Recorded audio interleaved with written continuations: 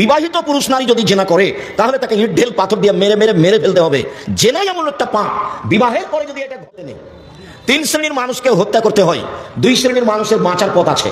3 শ্রেণীর মানুষকে হত্যা করতে হয়, 2 শ্রেণীর মানুষের বাঁচার পথ আছে, 1 শ্রেণীর মানুষের বাঁচার পথ নেই। কেউ যদি বলে আমি কোরআন মানি না, তাহলে তাকে সরকারিভাবে হত্যা করতে হবে। তাকে ফাঁসির মঞ্চে নিয়ে যাওয়া হয়েছে, গলায় ফাঁস দেওয়া হয়েছে, তখনও বলছে আমার ভুল হয়েছে, কোরআন মাজিদ আল্লাহর বিধান, আমি আমার কথা ফিরিয়ে নিলাম, তাহলে তার ফাঁসি হবে না। 2, আপনি আমাকে হত্যা করেছেন, আমার বাপ মা আপনাকে হত্যা করে নিবে, তার নাম কেসাস, আপনাকে হত্যা করবেই। তবে আপনার বাঁচার পথ আছে। আপনাকে ফাঁসির মঞ্চে নিয়ে যাওয়া হয়েছে, ফাঁস গলায় দেওয়াও হয়েছে, এই সময়তে আমার বাপ মা চিৎকার করে জানাচ্ছে দায়িত্বশীলদের যে আমরা কেসাস নিব না, মাফ করে দিলাম, আমরা কেসাস নিব না, মাফ করে দিলাম, তাহলে আপনাকে ফাঁসির মঞ্চ থেকে নামিয়ে নেওয়া হবে, আপনার ফাঁসি হবে না। 3 হলো, কেউ যদি বিবাহ করার পরে জেনা করে তাহলে পৃথিবীতে তার বেঁচে থাকার কোনো পথ নেই, কোনো পথই নেই।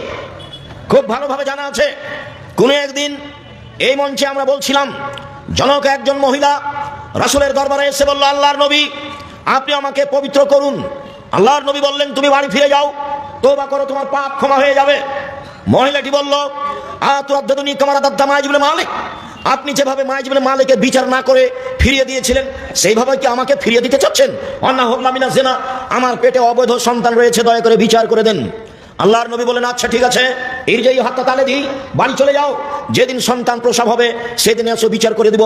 মহিলা চলে গেল, সন্তান প্রসব হয়েছে, মুসলিম গ্রন্থে এসেছে সেই সবেমাত্র জন্ম সন্তানকে নেকড়ায় জড়িয়ে নিয়ে রাসূলের দরবারে এসে বলছে, আল্লাহর নবী এই যে সন্তান প্রসব হয়েছে বিচার করে দেন। আল্লাহর নবী দৃশ্য দেখে অবাক হয়ে বললেন, ইরজাই, বাড়ি ফিরে যাও, ফারদাইহে, বাচ্চাকে দুধ খাওয়াও, হাত্তা তাফতিমিহে, যেদিন বাচ্চা দুধ ছেড়ে দিবে সেদিন আসে বিচার করে দিব। মহিলা বাচ্চা নিয়ে বাড়ি চলে গেল, বাচ্চাকে দুধ খাওয়ালো। 2 বছর পরে বাচ্চা নিয়ে বিচারালয়ে উপস্থিত, তখন বাচ্চার হাতে এক টুকরা রুটি রয়েছে, এই রুটি প্রমাণ করে বাচ্চা খাদ্য খেতে পারে। আল্লাহর নবী বাচ্চাটাকে একজন মানুষের হাতে সমর্পণ করলেন, যাও তুমি এই বাচ্চাটা লালন পালন করো। তিনি বললেন, সঙ্গী সাথী এই যাবো বেহা, তোমরা একে মাঠে নিয়ে যাও, ওয়াহফিরুল্লাহ আলা সাদরিহা, তার জন্য বুক পর্যন্ত একটা গর্ত খোঁড়ো, সুম্মার জেমুহা, গর্ত খোঁড়ে বুক পর্যন্ত মাটিতে পুঁতে দিয়ে চতুর্দিক থেকে ইট ঢেল পাথর মেরে তাকে দুনিয়া থেকে বিদায় করো। সাহাবীগণ বলেন, আমরা তাকে মাঠে নিয়ে গেলাম, গর্ত খোঁড়ে বুক পর্যন্ত মাটিতে পুঁতে দিলাম, চতুর্দিক থেকে ইট ঢেল পাথর মারতে লাগলাম। খালিদ বিন ওয়ালিদ বলেন, আমি একটা পাথর তার মুখের উপরে মারলাম, পাথর মুখে লেগে মুখ ফেটে রক্ত ছিটে খালিদের গায়ে লাগলো। ফাসবাহা, খালিদ গালি দিয়ে বসলেন। আল্লাহ নবী বললেন, মাহলে খালিদ, খালিদ থামো, তুমি একে গালি দিও না। এই মহিলা আল্লাহর দরবারে এত তওবা করেছে, এই অপরাধের জন্য আল্লাহর কাছে এত ক্ষমা ভিক্ষা চেয়েছে। বড় থেকে বড় পাপী যদি এরকম ক্ষমা চাই তাহলে তার পাপ ক্ষমা হয়ে যাবে। খালিদ শোনো, মদিনার যত মানুষ রয়েছে সবাইকে যদি এই মহিলার তওবা ভাগ করে দেওয়া হয় সবার পাপ ক্ষমা হয়ে যাবে। এই মহিলা আল্লাহর দরবারে এরকম তওবা করেছে, ওকে গালি দিও না খালিদ। এই ঢেল পাথর দিয়ে তাকে হত্যা করা হলো।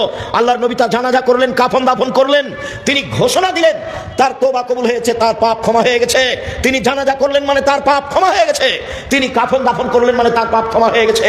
পৃথিবীর সবচেয়ে বড় মানুষ এই কথাটা বলতে পারলেন না, ঠিক আছে যাও তোমার পাপ ক্ষমা হয়ে গেছে, তোমার বিচার হবে না, এই কথা তিনি বলতে পারলেন না। মুহাম্মদ সাল্লাল্লাহু আলাইহি ওয়াসাল্লাম শরীয়তের কাছে নিজেই জিম্মি, মানে বলতে চাইছে আপনাকে বিবাহ করার পরে কেউ যদি জেনায় লিপ্ত হয় তাহলে তার পৃথিবীতে বেঁচে থাকার কোনো সুযোগ নেই।